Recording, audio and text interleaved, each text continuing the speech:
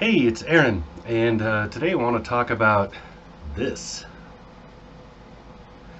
I got this book for review, but otherwise there is no sponsorship here. They just sent me this book to look it over. It's called The Original Jeeps and Pictures. It's written by Paul Bruno. He has a couple other Jeep books.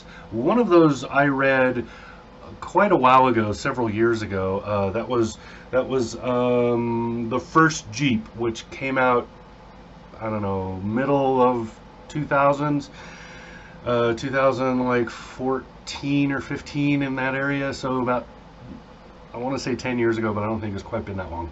Anyway, in this one, he's covering Jeep.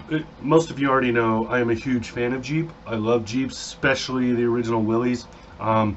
This is covering the inception of the Jeep from pre-war, so before World War II, 1918 time period, when the Project Genesis was enacted by the Department of Defense to come up with a vehicle for military use that was kind of an all-around do everything kind of a vehicle. And what we would now call a Jeep. So, you know, that was what the Jeep became. All the way through development, testing, and a lot of other things up to about 1941. So this covers pretty much all of the original Willys, right up to production in 1941, when it was licensed to Ford and a couple of other companies so that they could make huge numbers of these.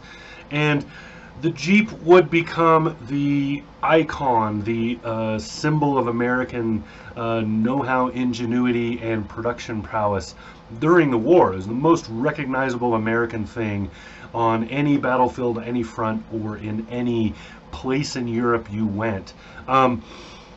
This also includes, of course, talk about the Ford GP, which is where the Jeep got its name ultimately.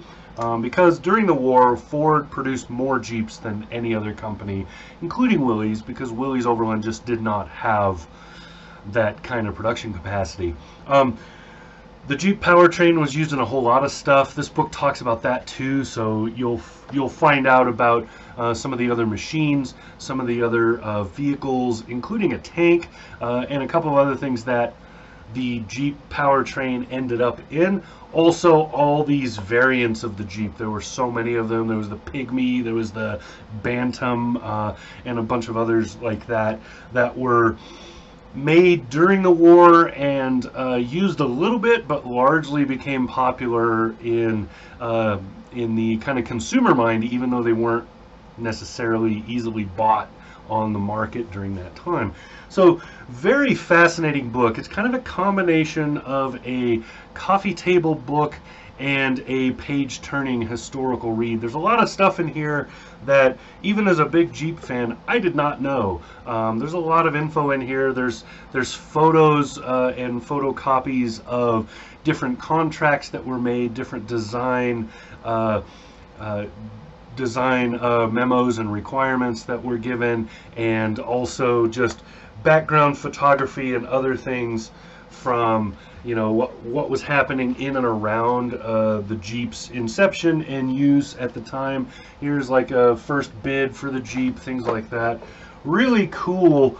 And this book is on Amazon. You'll find a link to it down in the description of this video. Dirt cheap for what you're getting, so definitely go get this book. It's totally worth reading. Really good job by Mr. Bruno there. So just wanted to let you know that, you know, it's not very often I talk about books and other things around cars, and this is one of those that I have greatly enjoyed, and I think you would like it too. So go check it out. Like I said, no sponsorship here. I'm not even using an Amazon affiliate link. I just want to let you know that this book exists and it's really good. So there you go. That's it. That's what I got. This is Aaron. Talk to you again soon.